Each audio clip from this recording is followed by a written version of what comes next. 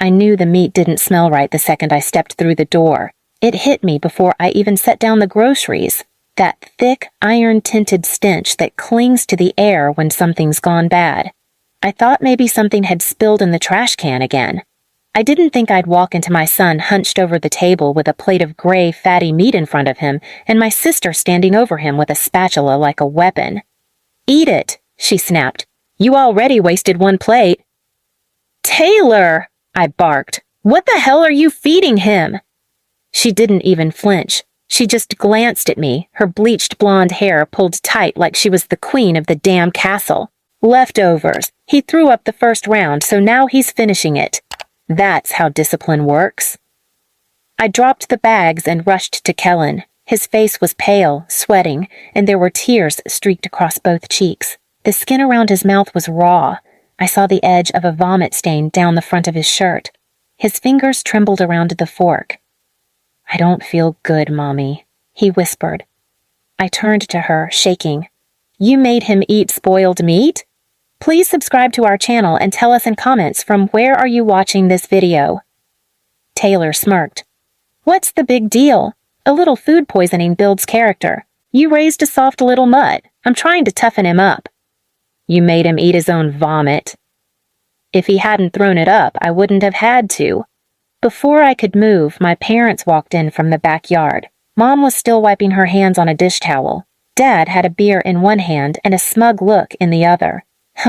"Oh, don't start with your drama again," Mom sighed, rolling her eyes. "Taylor's just helping out. You should be thankful someone's finally giving your brat structure." "He's 7. Dad took a swig.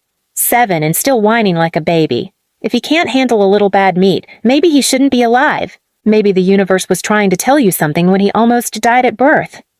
My stomach turned. "What did you say?" "You heard me," he said. "Should have let him go back then. Would have saved us all the trouble. Worthless." I lifted Kellen into my arms. He winced and held his stomach. His body was ice cold, drenched in sweat. His lips were tinged with blue, and my mom had the nerve to laugh. "Oh, please. It's not even that bad. He's just dramatic like his mother. Always has been."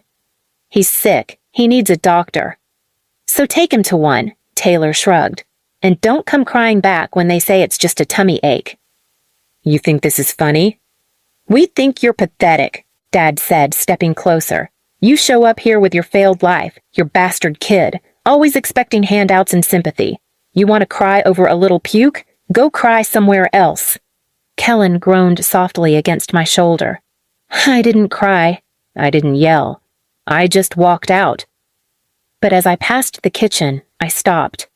I turned slowly, looked at all 3 of them, and said quietly, "You won't see him again. You won't touch him. You won't even deserve to say his name." Taylor scoffed. "You'll come crawling back when you can't afford rent. You always do." That night, Kellen was admitted for dehydration, bacterial food poisoning, and a torn esophagus from forced vomiting. The ER nurse asked if I'd fed him. He said no. He told her exactly what happened. They took pictures. They made notes. But then came the worst part. "Do you have proof?" the doctor asked gently. "He told you." "Yes, but unless he's in imminent danger or there's visible physical abuse." I stared at the clipboard in her hand and felt something crack inside me. Imminent danger. Like force-feeding a child spoiled meat until he vomits blood wasn't enough. I held Kellen's hand all night. And by morning, I knew what I had to do.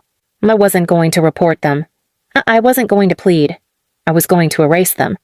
Erase them from every part of my life, not quietly, not with peace.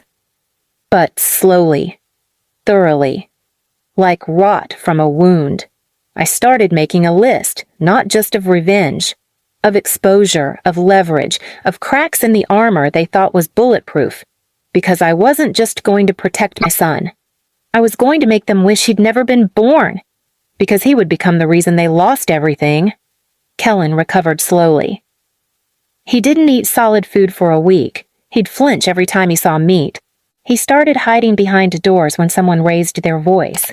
His once bright, curious eyes now carried shadows. Not fear trauma. I stayed calm in front of him, smiled when he needed it, sang lullabies when his stomach spasmed at night. But every time he fell asleep, I opened my notebook again. Closure. I rewrote the title. Justice. Then I wrote a list of everything they feared. For Taylor, it was reputation. Image. Her shiny real estate career with perfectly filtered Instagram selfies and motivational quotes like she didn't nearly kill a child for discipline. For my mother, it was rejection.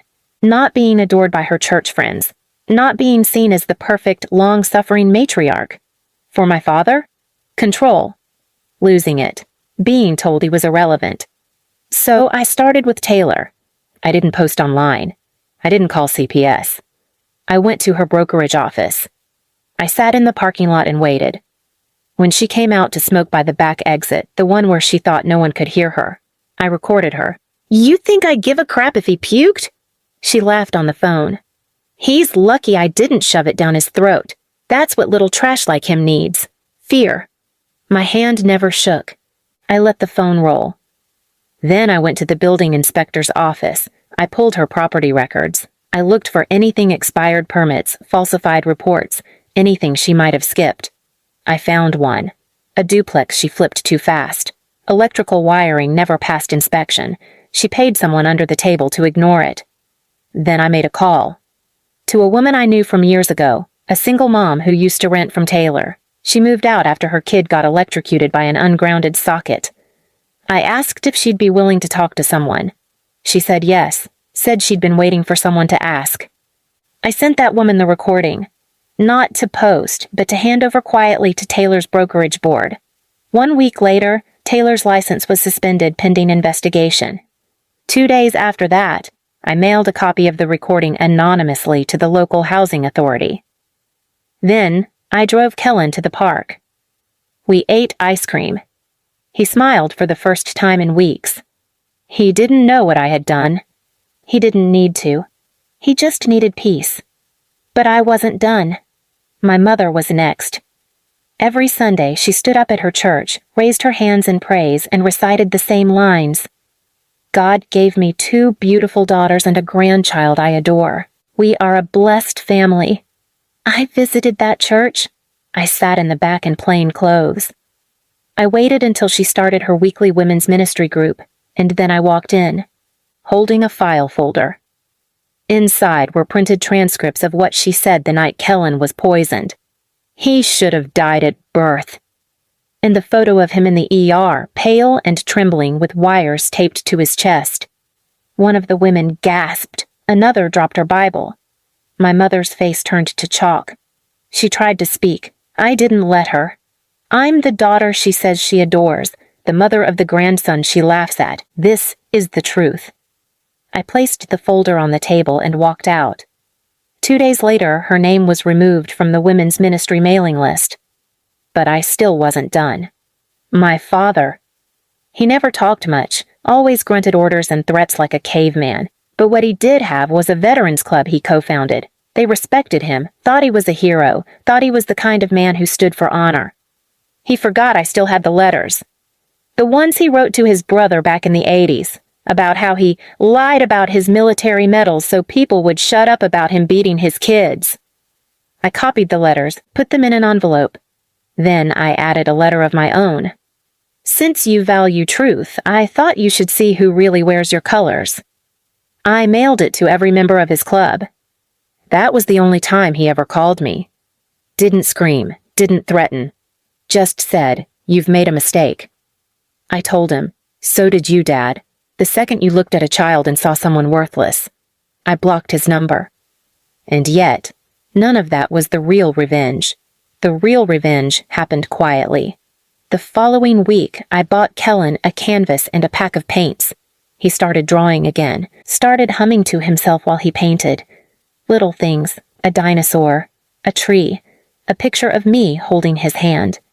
Then one night he asked me, "Mom, when bad people hurt kids, do they go to jail?" "Sometimes," I said softly. "Sometimes they just lose everything." He nodded and dipped his brush in blue. "I hope they do." That's when I knew I had one more thing left to do. Not to ruin them, but to make them feel ruined. Because their legacy, their lies, their cruelty, their fake perfection was cracking. And the final break hadn't come yet. But it would. And when it did, they'd come crawling.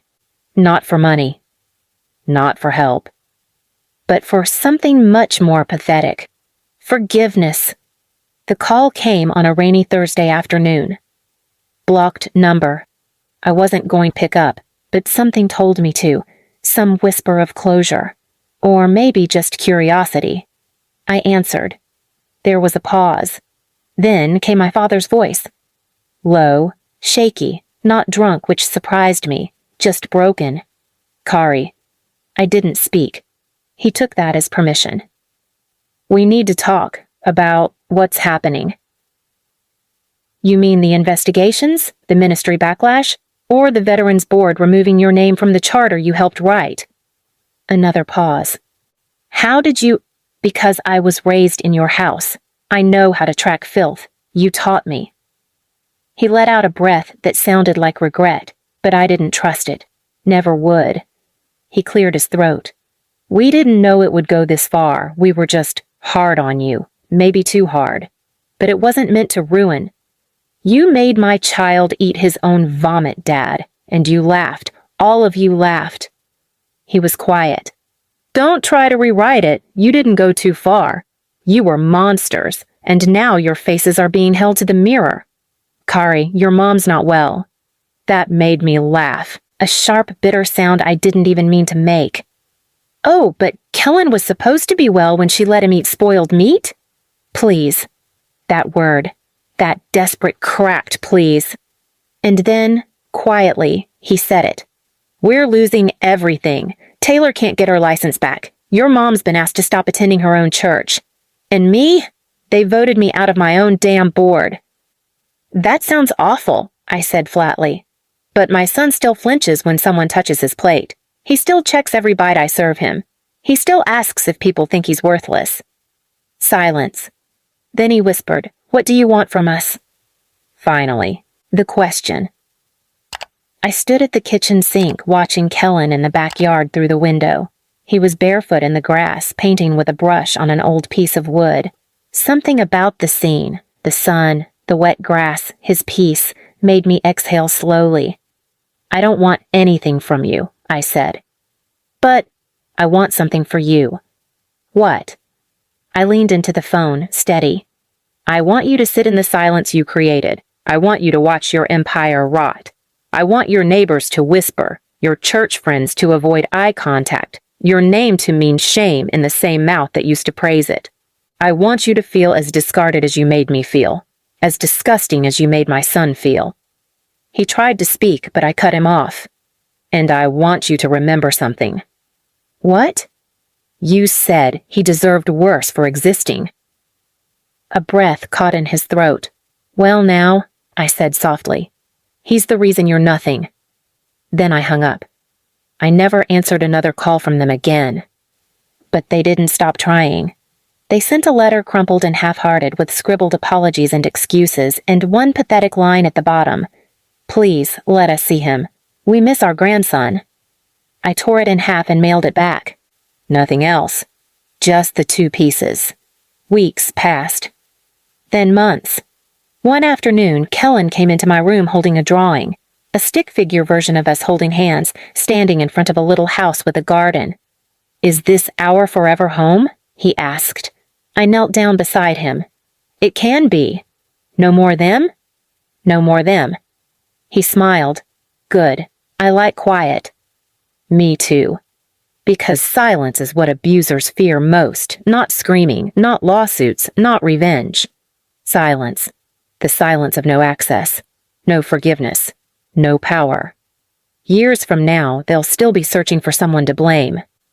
But they'll only find their own voices echoing in the empty rooms they built with cruelty. They'll die knowing the one child they mocked for existing became the reason their legacy burned down to ash. And my son? He'll grow up knowing exactly what he's worth. Everything. Please subscribe to our channel and tell us in comments from where are you watching